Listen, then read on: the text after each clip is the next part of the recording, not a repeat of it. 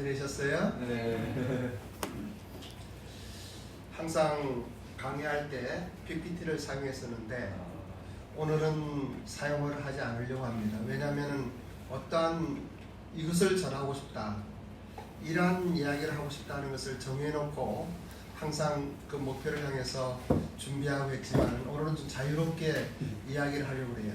왜냐하면 몇 가지 이유가 있는데, 첫째는 하고 싶은 말이 너무 많아서 그래요. 그래서 하고 싶은 말 중에서 하나님께서 인도하시고 성령님께서 이끄시는 대로 이야기했으면 좋겠다 하는 생각이 들고, 두 번째는 너무나 깊은 이야기보다는 우리의 일반적인, 그리고 또 제바에 나아갈 방향과 또 우리 제바에 대한 생각들을 하면서 하나님께 주신 마음을 좀 나누고 싶어서 그래요. 그리고 또 한 가지는 너무 딱딱하게 그냥 뭔가 이렇게 전달하는 형식보다는 여러분과 함께 생각하고 또 함께 나누는 이런 시간을 갖고 싶은 거예요. 먼저 경영의 본질을 생각해 보자. 우리 경영이라고 하는 것은 일정한 목적을 달성하기 위하여 모이는 사람들과 그리고 그 활동들을 이야기하고 있어요. 그러면 우리 제바의 이러한 비즈니스 선교사 훈련원에 어떠한 일정한 목적이 무엇인가 하는 생각을 해보는 거예요. 경영은 우리 가정 경영도 있지만은 기업 경영과 그리고 또 교회 경영과 나라 경영과 많은 어떠한 목적을 설정을 하고 그것을 위하여 함께 자원들을 모으고 힘을 모아서 성취해 나가는 이러한 과정들을 이야기하고 있죠. 이번에 9개월 동안 오사카에 있으면서 많이 생각을 했어요. 오늘은 이것을 하나 나눠드린 이유는 이때는 제가 순수한 이러한 마음으로 비즈니스를 대하고 있었죠. 사실 비즈니스 세계에서 오랫동안 있으면서 그리고 영광된 하나님께서의 부르심을 따라 선교사로서의 이 자리에 왔는데 그 모든 것들은 두 번째, 세 번째 이야기였어요. 그런데 오사카에 있으면서 또 우리 일본 비전 교회와 또 제이바가 또 리드가 없는 과정에서도 여러분들이 수고하고 힘써서 여기까지 진행되어 온 과정이 너무나 큰 은혜고, 결코 코로나로 인한 그 제이바 하우스의 어려움은 우리가 잃어버린 것만 있는 것이 아니다. 참으로 너무나 크고 소중한 것을 얻었다는 생각이 드는 거예요. 그리고 비즈니스라고 하는 것은 막연하게 어떤 마음으로 할 수 있는 게 아니에요. 비즈니스는 전쟁터예요. 전쟁터. 비즈니스는 나의 모든 힘을 기울여서 올인을 해도 될까 안 될까 하는, 우리가 잘 알듯이 이 비즈니스에 3요소가 있지 않습니까? 첫째는 돈이 있어야 비즈니스를 해요. 첫째는. 두 번째는 좋은 아이템이 있어야 돼요. 그것이 서비스업이든 아니면 유통업이든 어떠한 일이라 할지라도 그 비즈니스를 향한 중심 아이템이 있어야만 되는 거예요. 그리고 세 번째는 사람이죠. 그 일을 향한 숙련된 사람들이 힘을 모으고 함께하는 것이 비즈니스예요. 그것은 기업 경영의 필수적인 것이고, 그리고 개인이 한다고 하면 그건 장사예요. 장사. 장사가 나쁜 이야기는 아니에요. 단지 이익을 추구하고 어떠한 것을 얻으려고만 하면은 그것은 장사예요. 그건 비즈니스라고 할 수 없어요. 기업 경영, 또 교회 경영, 가정 경영, 그리고 어떠한 NGO 단체나 어떠한 일들을 이끌어가는 그러한 경영은 그 근본이 달라요. 돈 버는 게 아니에요. 돈 버는 거는 필요하지만은 사람을 살리는 거예요. 사람으로 하여금 기뻐하고 사람으로 하여금 만족감을 주고 성취감을 주고 그러함으로 인해서 얻어지는 많은 것들이 이 사회에 영향을 끼치고, 이것을 우리는 사회적 기업이라고 이야기하죠. 왜냐하면 비즈니스는요, 기업 경영은요, 자기만 잘해서 되는 게 아니에요. 삼성이 아무리 일이 잘한다 할지라도 만약에 한국에 전쟁이 났다고 봐요. 전쟁이 나면 기업 경영을 못하는 거예요. 그 사회가 안정되었을 때, 그리고 또 우리는 하나 깊이 생각하지 않으면 안 되는 것은 이 분단국으로서의 우리의 입장도 생각을 해보는 거예요. 한국을 생각해 볼 때 우리가 뭐 4차 산업혁명이니 뭐 1차 산업혁명 때는 이러하고 2차 산업혁명 때는 이러하고 3차 산업혁명 어떻고 4차 산업혁명 어떻고 이런 것도 강의한 적이 있지만은 그러한 것 떠나서 우리가 대한민국 국민으로서 오늘날 이 한국을 살아가는 우리들이 이 코로나라고 하는 사태를 맞았어요.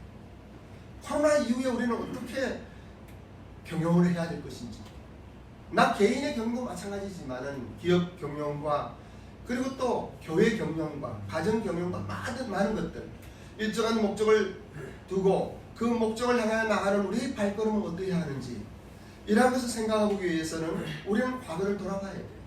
우리는 과거에 묶여있으면 안 돼요. 왜냐하면 과거는 좋은 추억도 있고 힘든 것도 있지만은 단지 교훈으로 받을 뿐이에요. 함에도 불구하고 그 과거가 있기 때문에 오늘이 있는 거예요.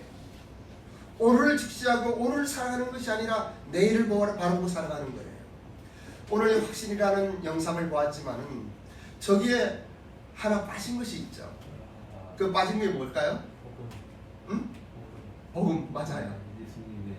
맞아요. 그리고 또?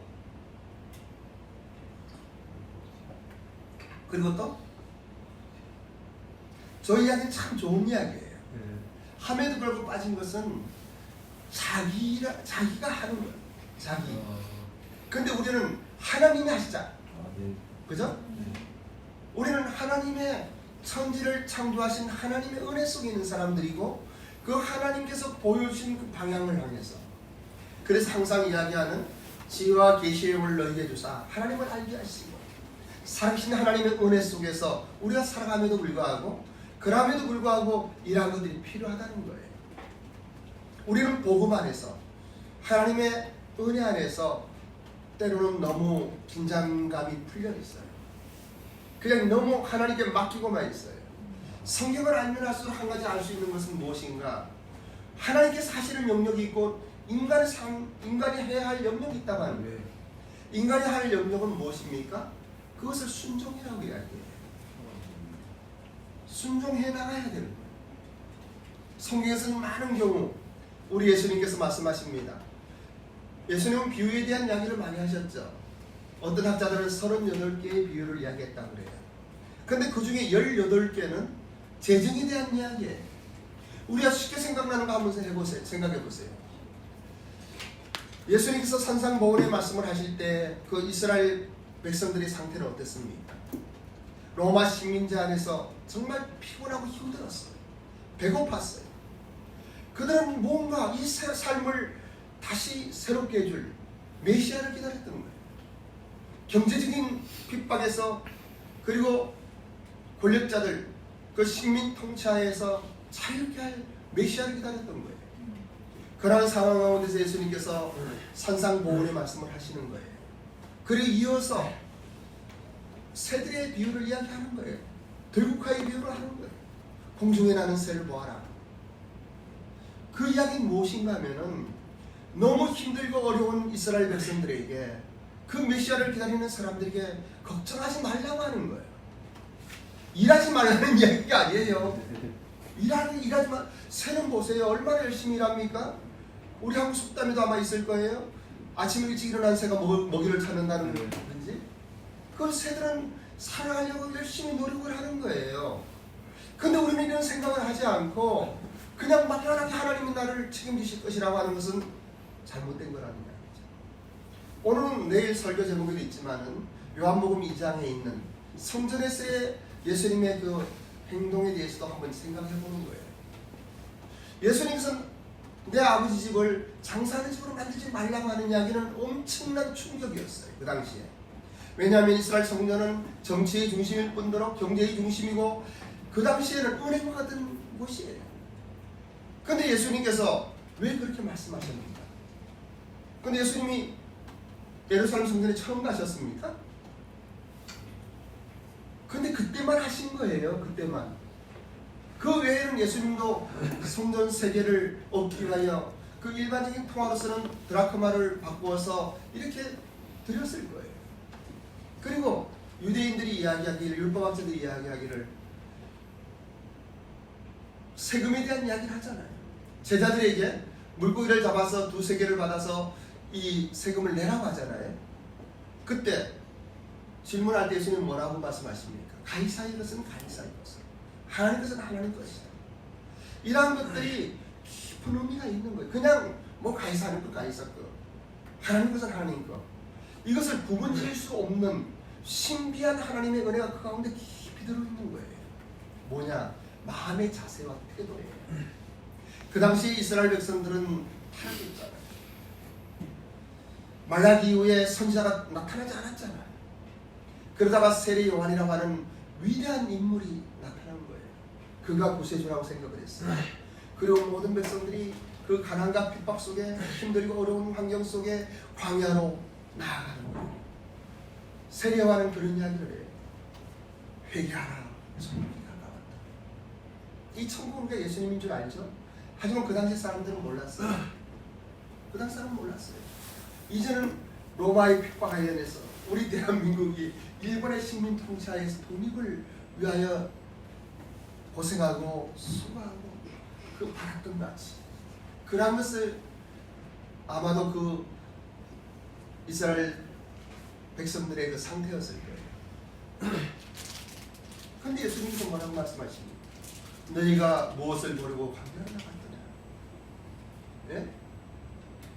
아름다운 옷 입은 사람이냐? 비단 옷 입은 사람들은 궁궐에 있는 거예요. 그들이 왜 광야로 나갔습니까? 본이든 본이지 않든 그들이 바라는 것은 이 땅에서의 이스라엘의 회복이었지만 그러나 하나님의 말씀을 듣기 위해 나간 거예요. 그때 하나님께서 세례 요한을 통하여 선포하시는 거예요. 회개하라, 천국이 가까웠다. 우리는 이러한 많은 것들 생각하면서 또 한 가지 생각해야 되는 것은 지금 코로나 시대에 한국교회 위기라고 이야기하고 있어요. 아니 세계 교회 위기라고 이야기하고 있어요. 그런데 결코 위기가 아닌 거예요. 정말 큰 위기 시대가 있었습니다. 언제예요? 기독교 역사 속에 가장 큰 기독교의 위기가 언제일까요? 그냥 생각나는 대로 이야기해봐요. 여러분 다 국민학교에서도 배우잖아요. 천동설과 지동설. 네. 성경은 보면은 모든 중심이 사람에게 있어요. 사람이 살고 있는 지구에 있는 거예요. 그 지구를 중심으로 태양이 돈다고 생각했던 거예요. 우주 만물이 지구 중심으로 돈다고 생각했던 거예요. 과학이 발전하지 않았기 때문에. 그런데 갈릴레오인가요? 네. 예, 천동설을 이야기 안 하고 지동설을 이야기하잖아요. 태양을 중심으로 돌고 있다. 이거는 하나님의 존재 자체를 거부하는 듯한 엄청난 이야기였어요. 그 당시에는. 세계의 중심이 지구고 하나님의 형상으로 만든 사람이었는데 하나의 태양계의 유승에 불과하다니 말도 안 되는 소리예요. 또 보세요. 콜럼버스인가요? 콜럼버스? 바다는 평평하다고 생각을 했어요. 평평하다고. 예? 왜냐하면 지구가 중심이 돼야 되니까. 예? 그런데 아메리카 대륙을 발견하고 돌아왔을 때 그때 여왕 누군지 모르지만 되게 환영했어요. 그러면서 이야기할 때 많은 군중들이 소리쳐 그 사람을 비판하기 시작하는 거예요. 그건 누구나 할 수 있다. 여왕님의 배를 타고 가면은 누구나 발견할 수 있는 거 아니냐. 그랬어요. 그때 콜럼버스가 뭐라고 그랬어요? 계란을 하나 가지고 예? 이 계란을 세울 수 있는 사람이 있으면 나와보라고. 그 누구도 그 계란을 세울 수 없었어요. 예? 그래서 콜럼버스는 간단하잖아요. 계란 깨갖고 밑에 이렇게 세우는 거 아니에요? 예? 그러니까는 그건 누구나 할 수 있다. 그렇지. 여왕님의 배를 타고 나가면 누구나 발견할 수 있을 것이다. 물론 계란을 깨면은 누구나 세울 수 있을 것이다. 하지만 여러분들과 나의 차이는 무엇입니까? 여러분들은 나가지 않았잖아요. 여러분들은 계란을 세우지 못했잖아요. 네? 이 차이. 자, 이 코로나 시대에 우리가 맞이하는 경영이란 무엇인가? 이 경영의 본질을 생각할 때 이것과 같은 거예요. 누구나 할 수 있는 거지만은 아무나 할 수 있는 건 아니에요. 그죠? 어떻게 생각해요? 그래요? 그래? 박일? 그럼 사실 우리는 코로나 맞으면서 돈을 좀 벌었잖아요. 돈을 좀 벌었어. 마스크. 그치? 내가 여기 있으면서도 대구에 마스크 보내면서 가서 마스크 하고 돈을 좀 벌었어요. 잘 될 줄 알았어요. 근데 그때 내가 비즈니스를 했다고 그러면 다음 일들을 준비하고 계획하고 다음 일들을 했을 거예요. 그 나는 비즈니스 한다고 생각을 안 했거든. 사람들에게 비즈니스를 시키려고 했거든. 제이브하우스도 마찬가지예요. 우리 수경이하고 정서가 일본 가고 또 한국에서는 우리 화영이가 있으니까 청년들이 또 근호도 이제 일본 갈 거고, 그럼 제이브하우스를 청년들이 하라고 그렇게 시작한 거잖아요. 그런데 코로나 사태가 왔어요. 우리 수경이하고 정서는 마스터 일을 실질적으로 세팅을 하면서 같이 일을 했어요. 그런데 그때 자금도 좀 돌았어요. 그래서 교회도 집세 딜을 해갖고 절반가량 5개월분을 미리 주고 말이죠. 주기 잘했지 안 줬으면 또 나중에 문제가 생겼죠. 그래 이렇게 했지만은 그러나 경영이라고 하는 그런 거 아니에요. 경영을 아니라 했다고 그러면 다음 일을 준비했을 거예요. 다음 일. 후반 단위 때 그런 이야기를 좀 할 거예요. 경영이라고 하는 것은 우리 대한민국만 생각해봐도 이 조선시대에는 농업이 중심이 되었어요. 농업을 하려고 그러면 공동체 정신으로 해야 돼요. 같이 품앗이라고 그러지. 이 집가 뭐한 모내기 한다고 같이 도와주고 우리 집할 때 같이 하고 이렇게 되는 거예요. 그런데 일제강점 시대 때는 어떻게 했어요? 우리 자율적으로 무엇을 할 수가 없었어. 왜냐하면 권리를 빼앗긴 거예요.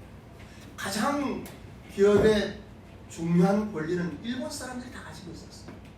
일본 사람들의 눈치를 보고 그 일본 사람들 밑에서 이렇게 한 사람들이 다 재버리는 거예요. 그래서 친일파 이야기 나오지만 그때의 상황 속에 그러지 않으면 할 수가 없는 거예요. 그리고 해방이 되었어요. 그리고 6.25 동란 전쟁이 일어났어요. 사실은 이 6.25 전쟁이라고 하는 것은 엄청난 의미를 가져와요. 어떤 의미를 가져오느냐? 제일 먼저는 일본이 부흥된 계기가 된 거예요. 6.25 전쟁이 나기 전에 일본의 공장에 먼지가 쏟아졌어요. 먹거리가 없었어. 무기도 우리만 비참한 게 아니고 일본도 전쟁에서 지고 정말 힘들었어요. 그런데 한국 전쟁이 일어나니까 미군에서 군사 물자를 만들고 하면서 막 돌아가기 시작한 거예요. 우리나라도 마찬가지 월남전이나 뭐 중동 이런 것으로 해서 좀 부흥이 많이 됐잖아요. 그리고 전쟁이 끝나고 난 다음에 우리에게는 위대한 지도자가 나타난 거예요. 누가 뭐라 하더라도 박정희 대통령은 위대한 사람이에요. 경제개발 5개년이라고 하는, 그래서 60년대부터 80년대까지는 급성장하는 계기가 되었어요. 산업 중심, 산업화 시대였어요. 거기엔 부족한 것들도 많고 문제도 많이 있어요. 인구도 탄압이 되고. 그럼에도 불구하고 이 나라 이 민족이 어느 정도 자리를 잡은 거예요. 아마 대한민국 우리 역사 이래 이렇게 나라가 발전한 때가 없었을 거예요. 우리가 언제나 중국의 이 뭐죠? 이 조공 바치는 그 중국 40만 하고 왕이 무릎 꿇고 절을 하는, 정말 생각해 보면은 우리 대한민국의 우리 한민족들은 너무 착하기도 하고 순수해서 외국 침략도 안 하고 좋은 점이 많이 있지만은 사대주의적인 것들이 담겨 있는 거예요. 그러한 가운데 이 산업화라고 하는, 그리고 경제개발 5개년 계획 1차, 2차 하면서 한 20년 동안 급성장을 한 거예요. 그러면서 우리는 일본을 이길 수 있다고 생각도 한 거예요. 언젠가 우리 그 한국교회 공동체 협의회에서 가나안 농문학교를 간 적이 있어요. 그때 리더십들 모임을 거기서 했는데 김범일 교장 선생님, 그 김영기 장로님의 아드님이시죠. 그분이 우리들에게 설명을 하면서 그런 이야기를 하더라고요. 가나안 농군학교는 거길 운동을 했다는 거예요.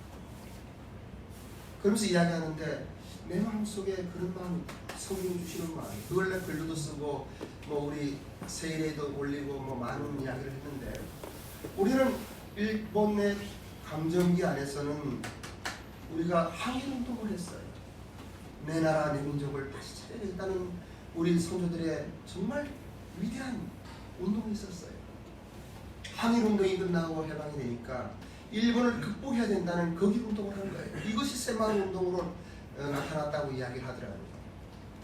그때 우리가 어느 정도 이제 그 길이 되었으니까, 아직도 멀었지만 이제는 에일 운동을 해야 될 것이다. 일본을 그리스도의 사랑으로 사랑하며 원수를 사랑하라고 하는 하나님의 말씀에 실천적 우리의 어떤 방향성, 그래서 에일 운동을 이야기하는 거예요. 우리가 그 길 운동이 이제 에일 운동으로 바뀌어야 돼요.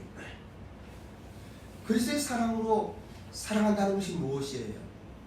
사랑의 대상이 바뀌어서 인정을 하고 존중을 해서 이해하고 사랑한다고 하는 것은 그리스도의 사랑이 아니에요. 바뀌지 않는다 할지라도, 바뀌지 않았다 할지라도 하나님께서 우리를 사랑하시되 우리가 죄인 되었을 때 우리를 사랑하신 것 같이 일방적이고 정말 깊고 은혜의 그 하나님의 아가페의 사랑이 우리의 삶을 바꾸는 거 아니에요. 그러면서 일본을 사랑하자 하는 마음이 우리 제바의 정신 중에 또 하나인 거예요. 그리고 사람들은 언제나 자기 중심적이잖아요. 함에도 불구하고 가정과 교회만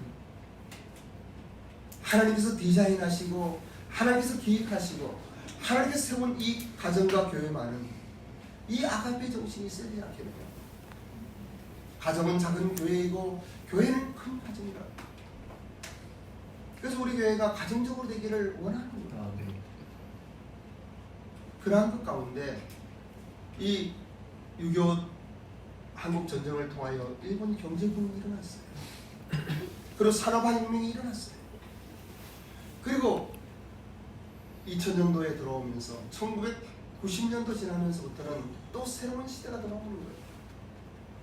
기업이 국가 정책 속에서 계획을 세워서 큰 기업이 되었는데, 이제는 이 기업들이 나라를 위하여 또 사회를 위하여 한국의 모든 것들을 이끌어가는 리더로서의 자리를 잡아야 되는데 그러지 못한 게 사실이에요. 그러면서 민주화 운동이 일어나고 또 기업에 대한 많은 사람들의 불편한 심정이 나타나기 시작하는 거예요. 노동자들이 일어나기 시작하는 거예요. 그리고 얼마나 많은 데모가 있었어요. 그리고 얼마나 많은, 일본만 해도요, 어떤 기업에서 스트라이크를 일으키고 월급을 올려줘라 뭐하라 하더라도 그 기업의 부장님 정도만 오시면은 부쩍 사망하고 오셨다 그래요. 부장님 오셨으니까 부장님의 이야기를 우리 진작에 들어보자. 아무리 격렬하게 운동한다 하더라도. 그래서 사측의 이야기들을 듣는 거예요. 그리고 타협점을 찾을 수 있는가 보는 거예요. 그런데 우리는 회장님이 오셔도요, 막말을 하는 거예요. 대통령을 막말하고 기업의 총수를 막말하는 나라는 우리나라밖에 없을 거야. 근데 어떤 사람이 그런 이야기 하더라고요. 그것이 한국, 대한민국 사람들이 장점이래. 근데 그거 일면 맞아요. 세상의 모든 것들은 양면이 있는 거야. 첫째는 이런 거예요. 어느 동물이든 한 울타리에 놓으면은 자기들이 싸우고 뭐 하면서 서열이 정해진다는 거야. 사자고 호랑이고 토끼고 뭐고 다 서열이 정해지는데 서열이 안 정해지는 동물이 있다는 거예요. 뭐예요? 사람. 사람은 동물이라고 하면 안 되고. 진돗개래요, 진돗개. 진돗개는요 절대 2등 안 한대. 막 싸우고 지지고 뽀뽀해도 1등, 2등이 없대. 거기는 다 1등이래. 그런데 그것을 힘을 모을 수 있는 방법이 있대요. 진돗개가 감당할 수 없는 사냥을 시키면 된대. 예를 들면 멧돼지라든지 호랑이라든지 자기들이 감당할 수 없는 거 하면은 힘 모아서 그 사냥을 한다는 거야.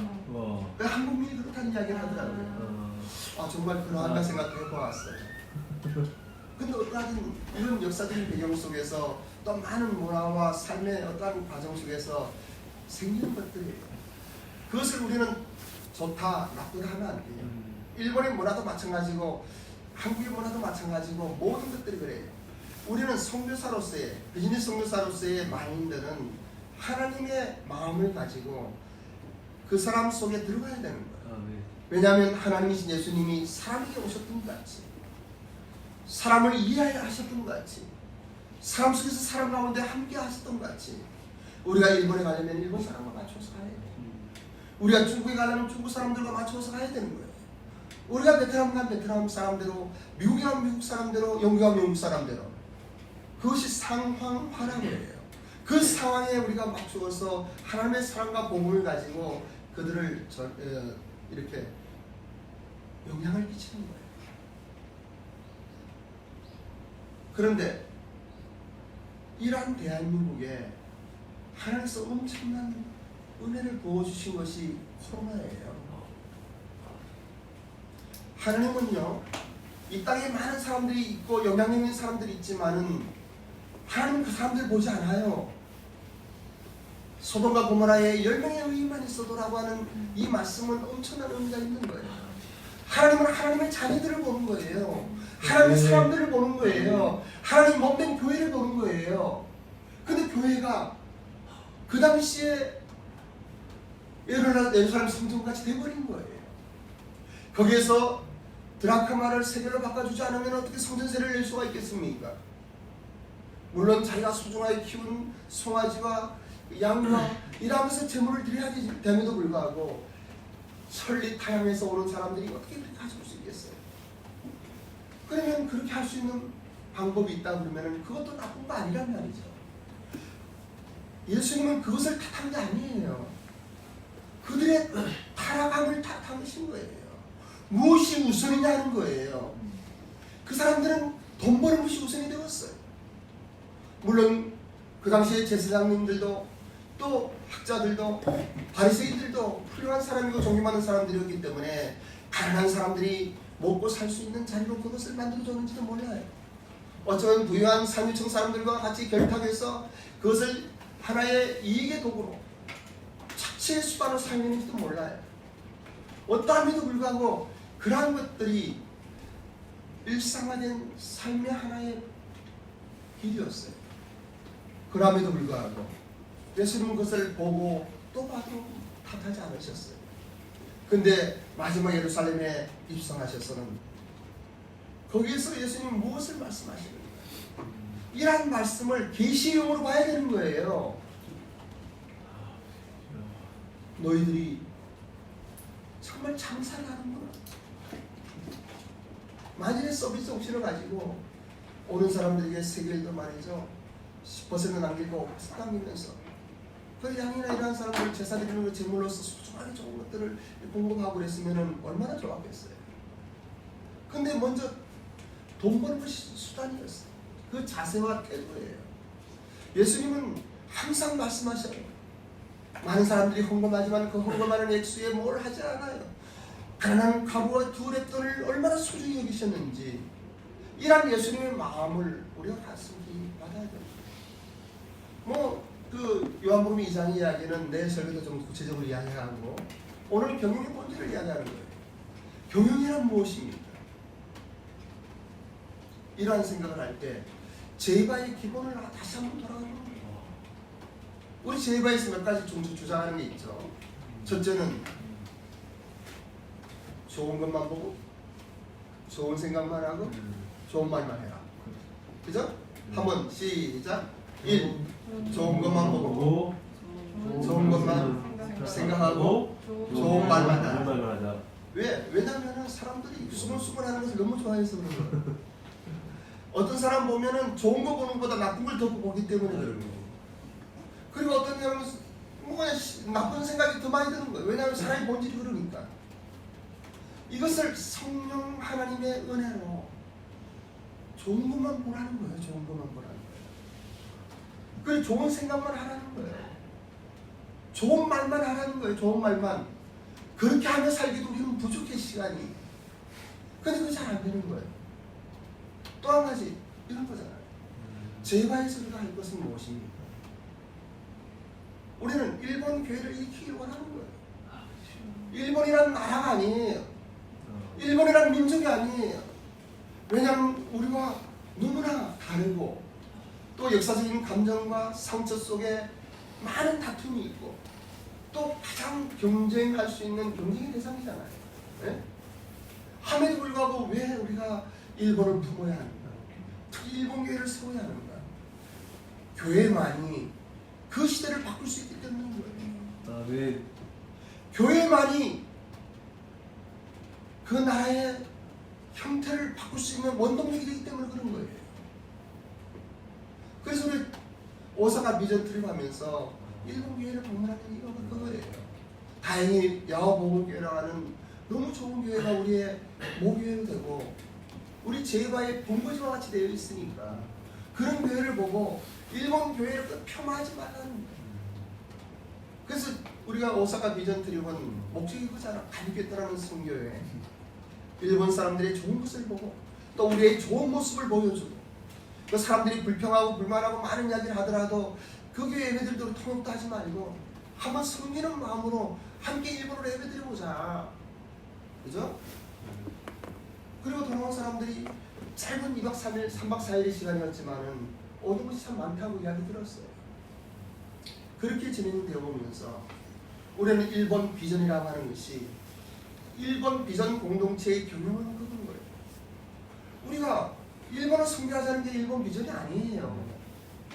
일본 교회를 일으켜서 함께 세계 선교를 하자는 것이 일본 비전인 거예요.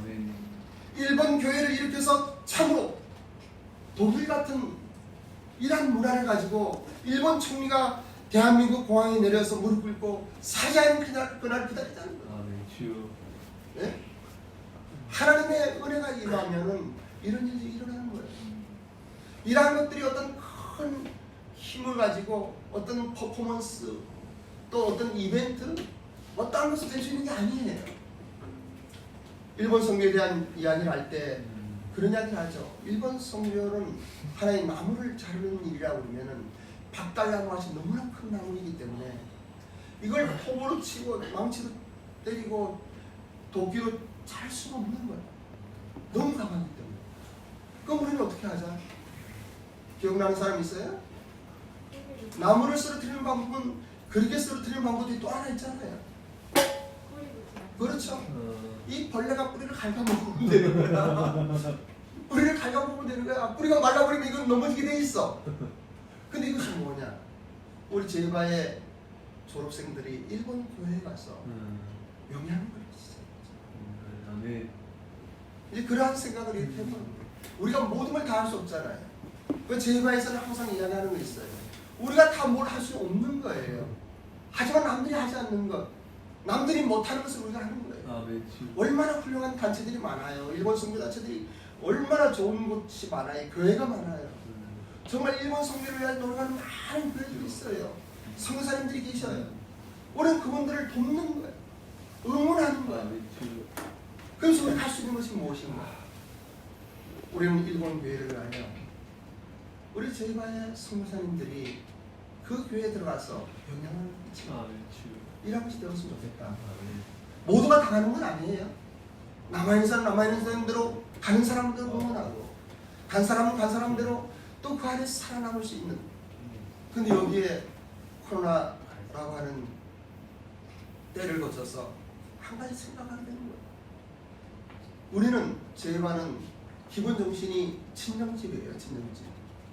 딸을 잘 키워서 좋은 남편 만나서 시집 보내는 거예요. 시집 가면은 시집살이 하여금 해야지 친정에서 이러고저러고 하면 안 돼요. 우리는 관리하지 말자고 하는 거예요. 그냥 보내서 항상 응원해서 기도해주자. 근데 이것이 이번에 수경이나 종서를 보면서 생각이 많이 바뀐 거예요. 걔네들이 잘못하는 거 아니에요. 잘하고 있어요. 함에도 불구하고 걔네들이 영향력을 끼치는 거 아니에요. 영향을 받더란 말이죠. 그럼 어떻게 하면 얘들이 영향력을 끼칠 수 있겠는가? 이런 생각하면서 오늘의 강의를 생각해 보는 거예요. 그것은 첫째 수경이만 해도 그 교회 뭐 장로님 같은 분의 회사에서 일을 하잖아요. 거기에 처녀와 결혼해서 임신했다는 너무나 좋은 소식을 듣잖아요. 예? 종소만 해도 다카이시 교회에서 한국어 선생하면서 그 목사님이나 많은 사람의 영향 속에서 살아남는 것도 축복이지만 이것이 제바가 원하는 건 아니에요. 제바가 원하는 것은 그 가운데 낮은 자세에 성스러운 마음으로 영향력을 끼치는 거예요. 그럼 어떻게 해야 되겠는가? 이것을 고민해 보는 거예요. 그러할 때 그렇구나. 이젠 제가 우리 가는 사람들을 하나씩 보내서는 안 되겠구나. 그래서 예수님이 제자들을 보낼 때도 둘씩 보낼 거예요. 두세 사람이 함께 가서 뭔가 스스로 먹거리를 만들어줘야 되겠구나. 그래서 경영의 본질이 다시 다가오는 거예요. 그래서 여기에 이러한 글들을 이제는 적으려고 그러는 거예요. 그래서 비즈니스를 하겠다고 하는 거예요. 정말 그들이 가서 먹고 살 수 있는 여건까지 만들어주는 것이 제바의 다음 2기에 나아갈 방향입니다. 이런 생각을 했던 거예요. 그리고 또 한 가지 생각하는 거는 그런 거예요. 지금까지 강사님들이 좋은 강사님들이 참 많이 왔잖아요. 그죠? 일본에서도 많이 오고. 근데 과연 이것으로 되겠는 거예요. 우리가 한 학기는 부족해서 3학기 6개월씩 1년 6개월 하면은 사람이 이 정도는 되면서 이 정도는 되겠구나 하는 바람이 있어요. 근데 그 정도 된 것 같아. 우리 화영이 봐도 우리 종서나 그리고 또 우리 수경이 봐도 그 정도는 된 것 같아. 근데 여기까지 이제는 역으로 만족하면 안 되겠다는 생각이 드는 거예요. 그러면 그 좋은 많은 훌륭한 강사님들 중요하지만은 더 중요한 것은 실제적으로 우리 제이바 훈련생들이 힘을 얻을 수 있는 이러한 것들. 우리가 뭐 강의가 전부가 아니잖아요. 우리 형식, 비형식, 무형식 이야기를 하잖아요. 이러한 커리큘럼을 가지고 해서 그걸 끝나는 게 아니잖아요. 우리가 같이 먹고 자고 하는 1년에 몇 번 안 되지만 분기 학기별로 일본도 가고 공동체 탐방도 하고 또 어디 가서 우리가 저기 강화도 가서 그죠? 2박 3일 이런 시간도 갖고 저런 시간도 갖고 하면서 삶을 나눴잖아요. 근데 이제는 새로운 목표가 보이는 거예요. 새로운 목표. 그리고 오늘 우리 화영상이 이제 그 평안고 허대표님한테 보고합니다. 나 교육 보고를 오늘 했는데 하면서 그런 이야기를 하더라고요. 제바 식구들이 교회에 있으니까 매주 만나고 한 달에 한 번의 훈련이지만은 너무 좋다는 이야기예요. 아, 이거 나는 이걸 놓쳤어요. 그냥 1박 2일로. 근데 1박 2일 부족한 거예요. 근데 매주 나오니까. 그리고 1대1 양육을 하고 교제 나눔을 하고 매주 모이니까 되는 거예요. 그래, 이래야 되겠구나. 그 제바 훈련받는 중심의 사람들은 교회의 멤버도 되어야 되겠구나. 그리고 무엇보다 이 청년들을 위한 이 제바 시작인데 우리가 처음 시작할 때 청년들 양육하자고 허 대표하고 홍문희 대표님하고 같이 이야기했는데 하다 보니까 청년들은 안 오니까 못 모이니까 그러다 우리가 50대 반 받는 내려고 또 60대까지 받게 되고 막 이렇게 됐는데 많이 생각을 하게 되는 거예요. 물론 그러한 분들 필요해요. 하지만은 청년들이 무엇을 원하는 거예요? 이 청년들을 위하여 우리가 무엇을 해줄 수 있겠는가? 많은 사람보다는 여기 온 소수의 사람이지만 이 사람들에게 무엇을 해줄 수 있겠는가? 이것이 제바의 교영의 새로운 파라다임으로 하는 거예요. 그래서 생각하길 또 기도하기를 그런 생각이 드는 거예요. 이제는 청년들에게 청년을 맡겨야 되겠구나. 또 한 가지는 교회와 제바는 같이 가야 되겠구나. 교회 따로 제바 따로 아니구나 하는 생각을 해보는 거예요. 그래서 코로나 이후에 이 경영의 본질을 생각할 때 뭐 후반 강에서는 좀 더 좀 실질적인 이야기를 좀 할 거예요. 생각할 때 우리의 마음 자세와 태도가 중요합니다. 우리 화영이가 화영일에서 미안해. 대전에서 그때는 매주 훈련 받았어요. 매주 훈련 받았어요. 매주 왔어. 그 선생님 하면서 매주 왔어. KTX 타고. 나도 GPT에 훈련 받을 때 오사카에서 매주 비행기 타고 목동에 왔었어. 거기는 5개월이지만 우리 1년 동안 왔지. 한 번 빠지고. 그리고 그 후에 우리가 한 달에 1박 2일로 하자는 이야기들이 있었고, 또 우리는 공동체적이기 때문에 스태프들과 함께하는 사람들의 모든 생각들을 함께 반영해서 함께 나아가기를 원하기 때문에 그렇게 했는데, 뭔가 허전한 거야. 뭔가 빠진 것 같은 거야. 한 번 빠지면 2달 안 나고 못 보잖아. 근데 이번에 이렇게 보니까 하나님 이렇게 바꾸고 가시는 거야. 물론 교회 못 나오는 사람 그거는 뭐 나무랄 거 없어요. 가장 기본적으로 1박 2일이라고 하는 이것이 참 의미가 있구나. 그리고 교회에 소속되면은 참 좋겠구나. 또 우리 처음 이야기할 때는 훈련 받을 때 그런 이야기 했어요. 그 교회 담임 목사님한테 훈련 기간 중에 파송받으라니 이런 이야기를 했었어요. 근데 우리 정원이만 해도 부모님 목회하시는데 거기 빠지고 이거 올 수는 없잖아. 뭐 이런저런 사정으로 뭐 그래 그렇게 하자 그렇게 하자 했는데 이것이 그냥 그렇게 흘러온 거예요. 그런데 다시 한번 우리 제바의 경륜 공지를 제바가 무엇을 목적하는지 이 목적을 먼저 방향 설정을 한 다음, 그러면 어떻게 해야 하는가? 무엇을 해야 되겠는가? 이러한 생각을 좀 이렇게 해보는 거예요. 그렇게 하면서 교회도 그렇고 이 제바도 그렇고 새로운 파라다임에 새로운 그릇이 준비되었구나, 이러한 것에 감사를 드리는 거예요. 그래서 그걸 결코 잃어버린 것만 아니에요. 너무나 큰 것을 얻은 거야. 그리고 교회에 사람이 중요하지 않잖아요. 사람 많이 오는 게 중요하지 않잖아요. 그 제가도 마찬가지예요.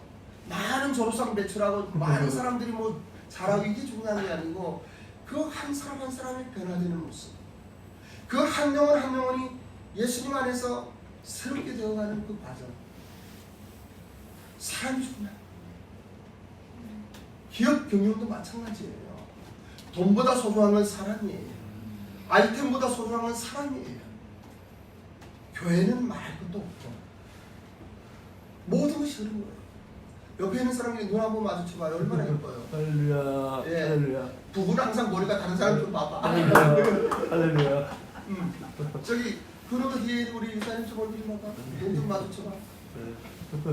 예, 얼마나 소중한 사람이야. 우리 예수님 마음은 항상 그랬어요. 그래서 안타까운 거예요. 너희들이 돈 벌려고 여기 있어.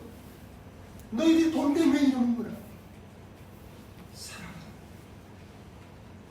그 마음 길, 그냥 자기의 아픔을 지고 하나님의 용서받기 위하여 제사 제물을 가지고 오는데 힘드니까 형편대로 비둘기를 사는 사람, 양을 사는 사람, 그런 사람들이 정말 그 사람들의 마음에 함께하면서 그래요, 당신 이것으로 하나님께 제사드리고 모든 아픔과 상처를 씻어버리고 새로운 출발을 하셔요.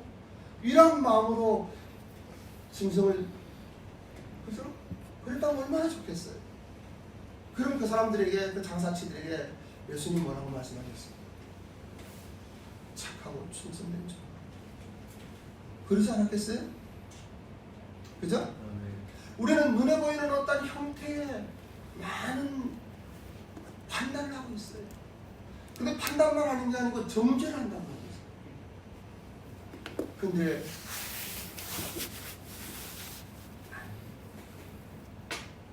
예수님의 마음은 우리가 헤아릴 수 없는 깊은 사랑과 은혜가 있어요. 그래서 소경이 태어 있으니까 그가 예수님을 알아보지도 못하고 그가 하나님께 뭘 구하지 않고 하더라도 그가 불쌍해서 태어나면서부터의 소경이잖아요. 그 눈을 뜨게 해줬던 거예요.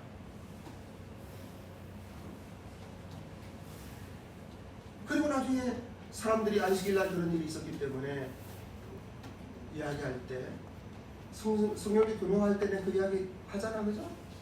성령은 본다.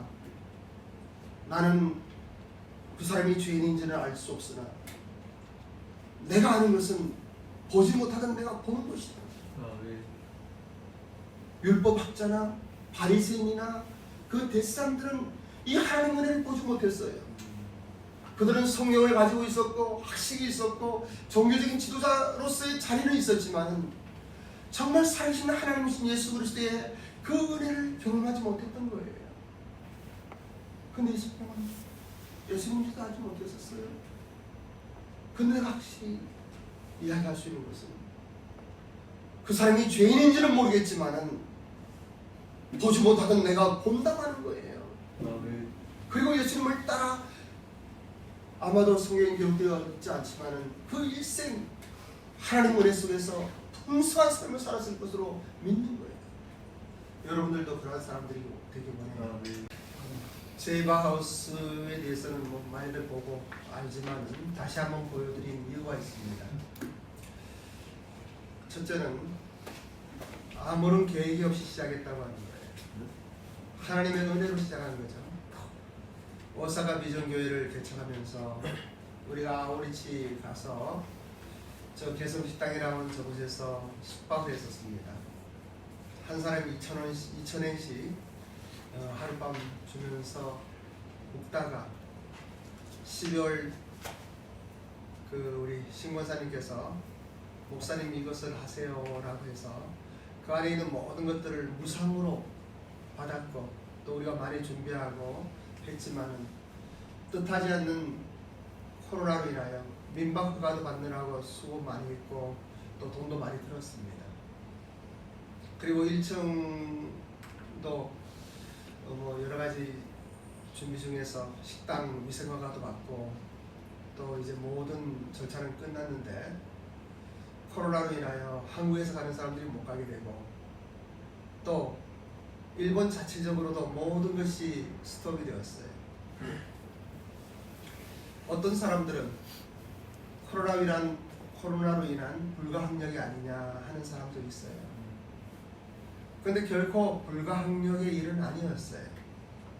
제가 회개하면서 기도하는 가운데 얻은 생각은 만일에 재회를 시작하면서 이렇게 그냥 막연한 비즈니스에 대한 생각이 아니라 정말 비즈니스 했다면 어땠을까? 수익이 창출이 되고 수입이 있는 기업이 있었다면 어떻게 되었을까? 아무런 문제 없었을 거예요. 기업에서 한 사람 월급 주는 것만 있으면 저건 운영이 되는 거예요. 근데 실질적으로 수입이 없다 보니까 하나님의 은혜 가운데 있다 보니까 이것을 감당할 수가 없던 거예요. 그래서 오랫동안 기도하면서 지금 제이바하우스는 어떻게 되어 있는가 하면은 우리 어한나 목사님이라고 오신 분한테 또 선교사회에 또 목사님들 많이 계시고 하니까 목사님이 당분간 맡아서 하세요. 그렇게 하고 맡아서 하기로 하고 나는 들어왔어요. 하나님께 맡기는 마음이 더 컸죠. 그리고 그분을 도와서 또 어떻게 응원해야 될까 하는 고민도 많이 했죠. 근데 그분이 도저히 감당하기 어려운 거예요. 모든 시설이 좋고 하니까 저기에 들어가 있는 것은 뭐 큰 돈은 아니지만은 그래도 한 500만 원 가까이. 그래서 마스크에서 버는 것도 있고 이리저리 해서 한 500만 원 정도에 들어가 있죠. 그때 생각한 건 그거예요. 우리가 코로나를 몰랐던 것, 어떠한 의미에서는 너무 힘들고 어려운 싸움이 시작된 거예요. 그런데 기업 경영이라고 하는 것은 나라 경영도 마찬가지이고 또 모든 것이 그러하지만 힘이 있으면 해결이 돼요. 우리가 일본과 한국을 비교하면서 사람들이 일본을 많이 폄하하는 경향이 있어요. 그런데 일본은 힘이 있어요. 일본을 우습게 보는 나라는 한국하고 북한하고 중국밖에 없다고 그러더라고요. 일본의 힘이 있기 때문에 지금 백신만 해도 1억 4천만 번 할 수 있는 걸 확보를 해놓은 거예요. 그리고 코로나만 생각해봐도 일본하고 한국 사람의 생각이 많이 달라요. 이것은 특별하게 어디가 잘하고 잘못하고 하는 이야기가 아니에요. 한국은 코로나를 일단 적으로 봐요. 박살내어버려야 되는, 말살시켜버려야 하는 이러한 것으로 보고 있어요. 그런데 일본 사람들은 처음부터 코로나가 왔을 때 그렇게 보지 않았어요. 코로나와 더불어 살아가는 세상. 다시 말하면 우리가 폐렴이나 감기 때문에 죽는 사람도 많았잖아요. 근데 약이 페니실린인가 뭐 개발이 되고 약이 개발되면서 그거 하듯이 코로나는 없어질 수 있는 것이 아니다. 이제는 코로나 시대에 코로나와 더불어 살아가는, 코로나 걸리면 나을 수 있는, 그래서 일본 사람들은 올림픽을 지금 준비하고 있어요. 그것이 될지 안 될지는 모르겠어요. 금년 겨울은 너무나 힘든 때예요. 함에도 불구하고 나라에 힘이 있다 보니까 그런 것이 감당이 되는 거예요. 우리 가만히 생각해 보면은 모든 것이 그래요. 한국 사람들은 특별한 환경 속에서 우리 대한민국 분들은 위대한 민족이에요. 세계 열강의 탐방론에서 살아남았던 이것이 엄청난 힘이에요. 요즘에 청년들을 보십시오. 손흥민 보면 신나잖아. 손흥민 방탄소년단. 예?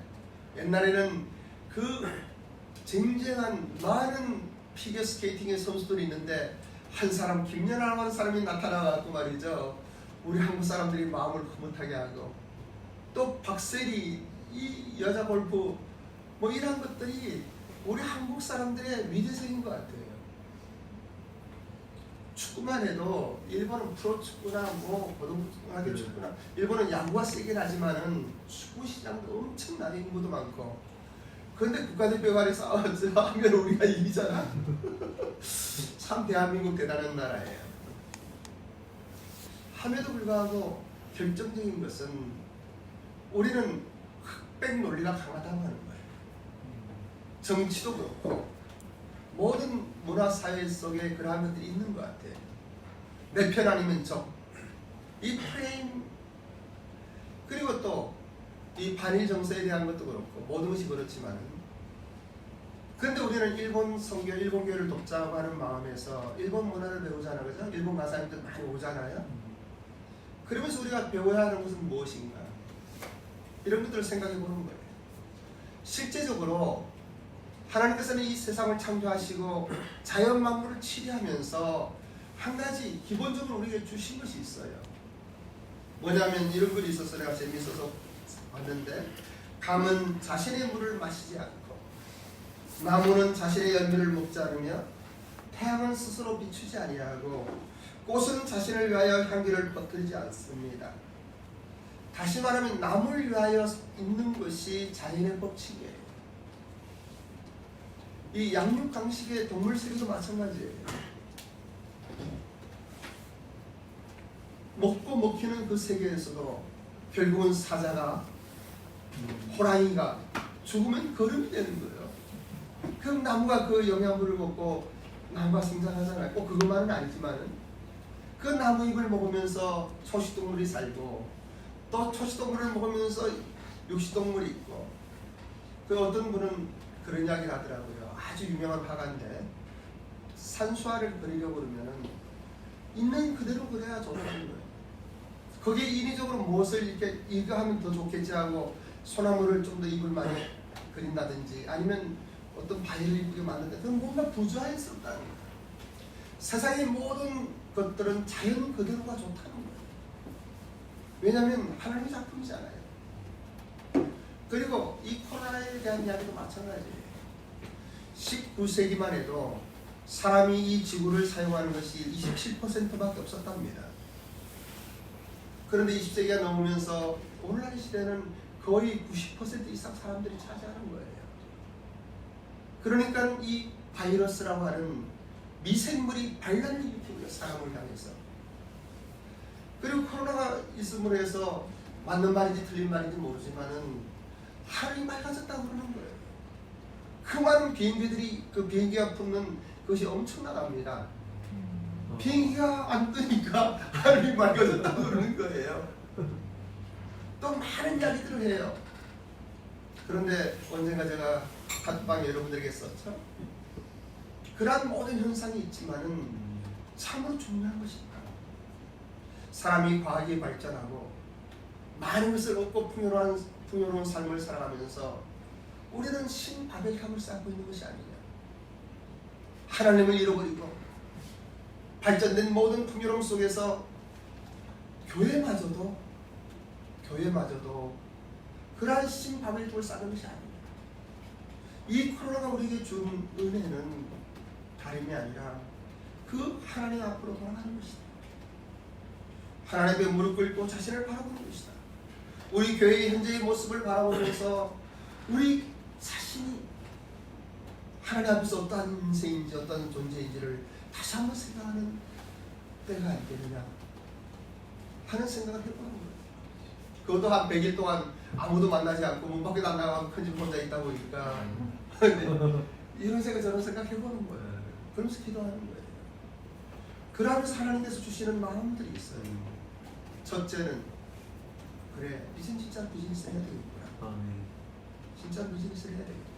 하는 척 하는 게 아니고 남들 하게끔 하는 게 아니고 실제적으로 해야 되겠구나. 일본에서는요 우리 정문표 장로님이 저기 젠마라고 하는 유종 사장님을 통해서 일본에 이제 그쪽에 윤재건 사장님이라는 분을 소개를 시켜줬어요. 그분 참 훌륭한 분이에요. 선교사님이셔요. 근데 그분은 젠마를 통해서 수입이 많아요. 그분 재정사역에 대한 이야기를 하더라고요. 자기는 재정사역자를 100명 일으키고 싶다는 거예요.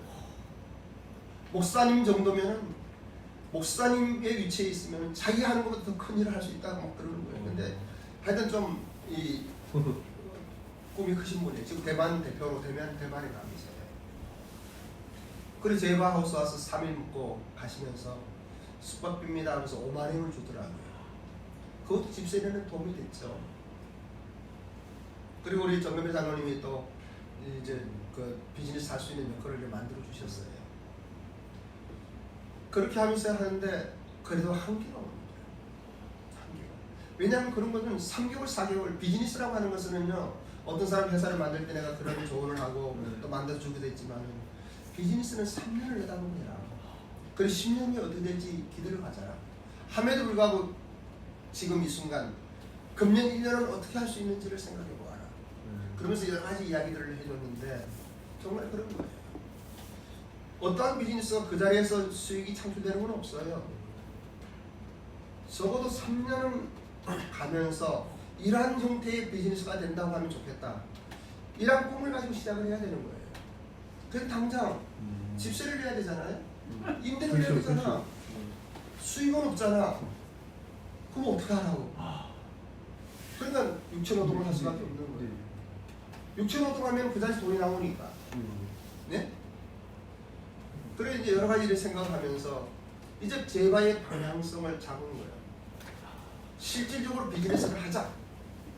그리고 비즈니스 하기 위해서 무엇을 어떻게 해야 할지는 이제 고민하는 거예요. 그 내년 2021년 봄학기부터는 실제적으로 그러한 일들이 우리 제바에서 일어나요.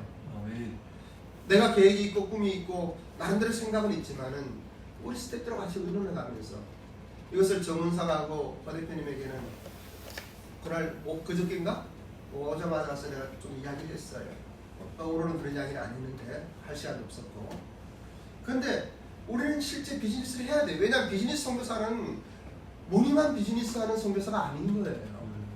실제 비즈니스를 통하여 수익을 창출하고 또 수익이 창출된 것을 흘려보내야 되는 거예요. 필요한 사람들이 흘려보내는 것이 영향력인 거예요. 일이 없는 사람을 일거리를 만들어주고. 예? 예수님은 항상 그러셨어요.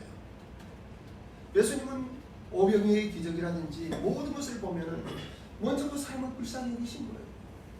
그리고 그 사람들에게 무엇을 어떻게 해야 할지 예수님께서는 아신 거예요. 그리고 물고기만 주는 것이 아니라 낚시를 할 수 있는 방법을 가르쳐 주셨어. 그것이 이제 예수 경영이라는 책도 나오고 뭐 예수님의 비즈니스의 모델들이 많이 책에 나오잖아요. 그런 거 다 맞는 이야기들이에요. 자, 그럼 우리는 어떻게 해야 돼? 지금까지는 그냥 막연하게 왔어요. 어떤 면에서 바람을 가지고 소망을 가지고. 근데 그건 좋은 거예요.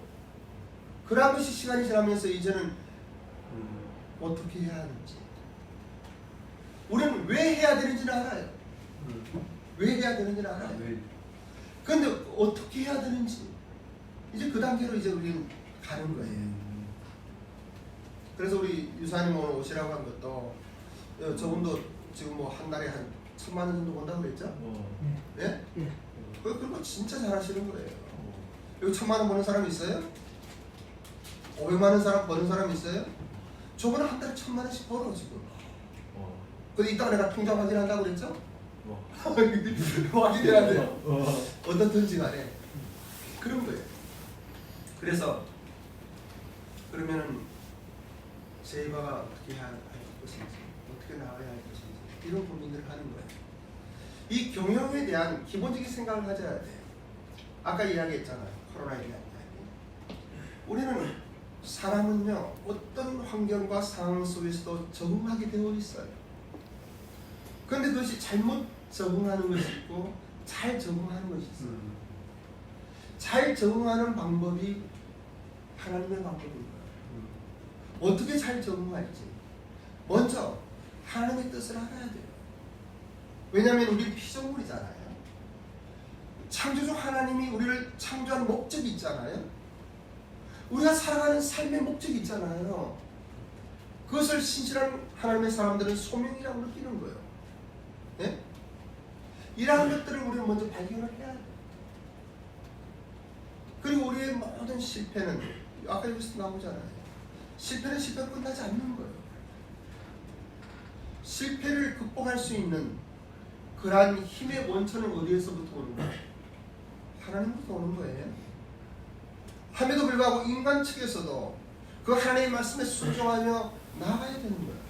하나님은요, 하나님 독자적으로 일하시려고 그러면 아주 간단해요. 그런데 하나님은 사람을 파트너로 삼으신 거야. 왜냐하면 사람은 하나님의 형상으로 지음을 받았기 때문에. 하나님의 DNA가 있는 사람을 하나님의 대리인으로 세우신 거예요.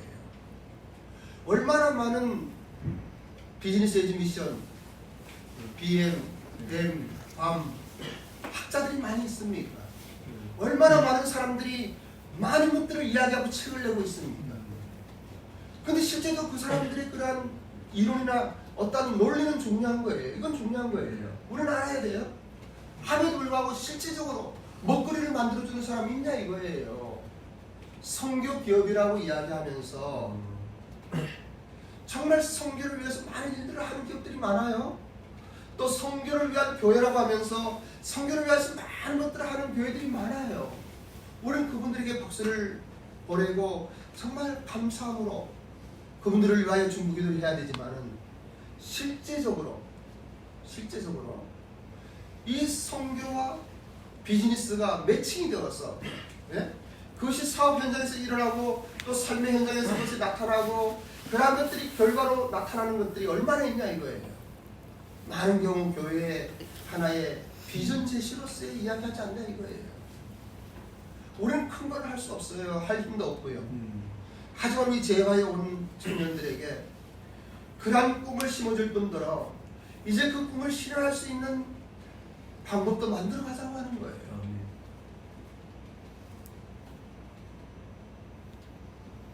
그러한 것들을 기도하면서 우리 고민해보는 거예요. 우리가 우리 잘 살라고 우리 편한대로 살라고 그러면은 그럼 지멋대로 살면 되죠. 그 책임 자기가 지면 되는 거고. 그런데 하나님 앞에서 하나님이 주신 소명과 하나님이 인도하신 그 방향을 내가 희생하고 순종하면서 나아간다고 그러면은 누가 책임집니까? 하나님이 책임지시는 거예요. 내 멋대로 살지 아니하고 하나님 방법대로 살려고 노력하는 그 사람에게 하나님 은혜를 베풀어 주지 않겠어요? 태백에서 달려오는 그 마음과 발걸음 속에 하나님이 뭔가 부어주지 않겠냐고요. 예? 이러한 것들이 우리 제가의 새로운 정신과 새로운 실제가 되어야 한다. 사실은 실제가 된다고 하는 것은 참 어려운 거예요. 많은 것을 이야기할 수 있어요. 아까 콜럼버스의 이야기를 했잖아요. 누구나 할 수 있는 거예요. 그런데 그것을 하느냐 안 하느냐는 차이예요. 예? 조금만 생각해 보면은 계란을 깨지 말라는 이야기는 안 했잖아요. 누가 이 계란을 세울 수 있냐고 세워보라고 그러잖아요. 아무도 못 세우잖아요. 근데 그 계란을 깰 수 있는 한 차원 깊은 하나님의 계시의 영이 임하느냐는 거예요. 그렇잖아요? 계란 톡톡해서 알맹이 먹고 세우면 그냥 세워지잖아요. 누구나 할 수 있는 거지만 아무나 할 수 있는 건 아니라는 거죠. 우리 제바에서는 그런 것들을 고민해보자는 거예요. 고민해보자는 거예요. 그리고 실질적으로 일본서 무엇을 어떻게 하면 되겠다는 생각은 있어요. 하지만 같이 고민해보자는 거예요. 그 실제적으로 그 일을 준비하자는 거죠. 그래서 오늘은 그냥 여러 가지 생각도 많고 하고 싶은 이야기도 많고, 그런데 어떤 논리적인 이야기나 어떤 이런 것보다는 실제 우리 제바의 경영의 본질이 무엇인가 한번 생각해보자. 이런 생각을 해보는 거예요. 행동하는 양심이라고 하는 이야기를 하신 분이 있어요. 저는 김대중 대통령도 참 좋아해요. 어떤 사람은 어떻고 해도 이 나라를 그래도 민주화에 한 아주 귀한 일을 하시고, 그걸 아주 싫어하는 분이 지금 나타났는데 그래도 할 이야기를 해야 돼. 우리가 허문영 대표님 말씀하시는 대로 어떻든 대통령은 하나님이 세우시는 거예요. 권력은 하늘로부터 오는 거예요. 우리가 비판적인 시각으로 볼 수는 있어. 그리고 그분을 위해서 중보기도 할 필요가 있는 거예요. 예? 왜냐하면 우리 나라니까, 내 나라니까, 내 자녀들이 살아야 할, 또 살아야 할 우리 민족은 우리 소중한 나라이니까. 함에도 불구하고 그분의 위치나 그분의 어떠한 것들은 인정을 해줘야 되는 거예요. 자기 아버지가 아무리 잘못한다 하더라도 아버지 옆에서 하겠어요. 그죠? 못난 아버지는 내 아버지잖아. 그 다음 선거에서 이기면 되지. 바꾸면 되지. 투표 꼭 하세요. 누구한테 하라는 이야기는 안 할게요. 그러면서 이야기하기를 이데올로기에 빠지면 안 된다는 거예요. 저는 아멘 했어요. 나라와 민족을 위하여. 하지만 복음이 본질인 거예요. 아멘. 복음이 본질인 거예요. 복음에 불순물이 들어가면 이단이 되는 거예요. 복음은 복음인 거예요. 좀 정리해서 또 한번 이야기할 기회가 있을 겁니다. 그런데 우리가 한 번 더 생각을 해야 돼요. 코로나는 불가항력이 아니에요. 코로나는 저주가 아니에요. 이 코로나는 결코 교회의 위기가 아니에요. 교회를 새롭게 하는 하나님의 은혜인 거예요. 사람이 주제를 알아야 되는 거예요. 사람의 본분을 알아야 되고, 이 하나님이 창조한 자연 질서 속에서 사람이 해야 할 일과 해서는 안 될 일들이 있는 거예요. 근데 아마존 파괴시키고 무슨 개발이라는 명목으로 자연을 파괴하고, 예? 이런 엄청난 인간의 교만이 이제는 하늘에 닿은 거예요. 이때 하나님은 우리에게, 하나님을 아는 사람들에게, 하나님의 백성들에게 기도하라고 말씀하시는 거예요. 회복하라고 이야기했어. 하늘이 회복되는 것뿐만이 아니라 우리가 회복되어야 돼요. 우리가 얼마나 성경을 잘 압니까? 무엇을 어떻게 해야 되는지 얼마나 잘 압니까? 하면서도 안 되잖아요. 왜 안 됩니까? 그것을 위하여 우리가 훈련받는 거예요. 알아서 되는 것이 아니고 그것이 나의 삶이 되어야 되는 거예요. 물론 이렇게 이야기하는 나도 많이 부족해요. 아, 네, 주여. 나에게도 많은 문제가 있어요. 함에도 불구하고 그 일을 향하여 가기로 결단했고 가고 있는 거예요. 여러분, 내가 제가 처음 일어날 때 항상 이야기하잖아요. 따라오라고 따라오라고. 지금 탈락한 사람들 많이 보면은 네. 따라오지 않은 사람들이에요. 따라오지 않은 사람들. 따라온 사람들은 그것이 박윤수 목사가 하는 게 아니기 때문에 사용 받을 뿐이지. 하나님이 주신 꿈과 하나님이 원하시는 거기를 가고자 하는 순종함에 함께 하자는 거죠. 아멘. 그럼 하나님께서 여러분의 삶을 바꿔주실 거예요. 아멘. 여러분의 생각을 바꿔주실 거예요. 아멘. 그리고 어떤 상황과 환경 속에서도 하나님의 은혜를 경험하고 그것이 기적이라고 고백할 거예요.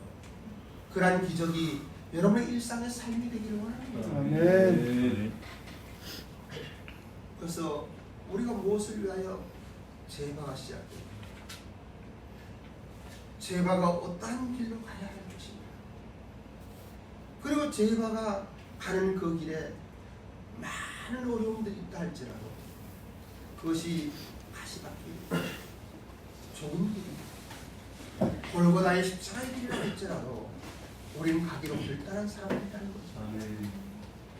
그 서로 함께 기도하면서 서로 함께 격려하면서 그 길을 가자고 하는 거죠. 그리고 그것을 위하여 우리가 어떻게 무엇을 하고 것인지. 첫째는 여러분 시간을 내야 돼요. 첫째는 시간을 내어서 몸이 동참을 해야 되는 거예요. 아, 주여. 두 번째는 우리가 정말 기도하면서 하나님의 계시임을 받아야 되는 거예요. 방향은 조금 다를 수가 있어요. 근데 결국은 하나가 되는 거예요. 왜냐하면 하나님의 꿈이 네가 보는 방향과 내가 보는 방향이 다를 수 있어요. 하지만 그것이 하나님을 향한 우리 주 예수 그리스도의 영광을 위한 길이라고 해요. 언젠가는 이게 길이 뭐 계곡으로 가고 언덕으로 가고 하더라도 그 정상은 같을 거예요. 정말 하나님께서 각자에게 주신 은사가 있고 달란트가 있고 너를 각자가 가지고 있는 귀한 보물들 있잖아요. 이것이 마음껏 사용되어지기를 원하는 거예요. 아멘. 그 가운데 좋은 것을 보고 예?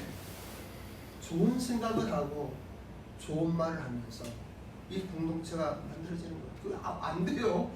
안 돼서 계속 강조하는 거야. 안 돼서 강조하는 거야.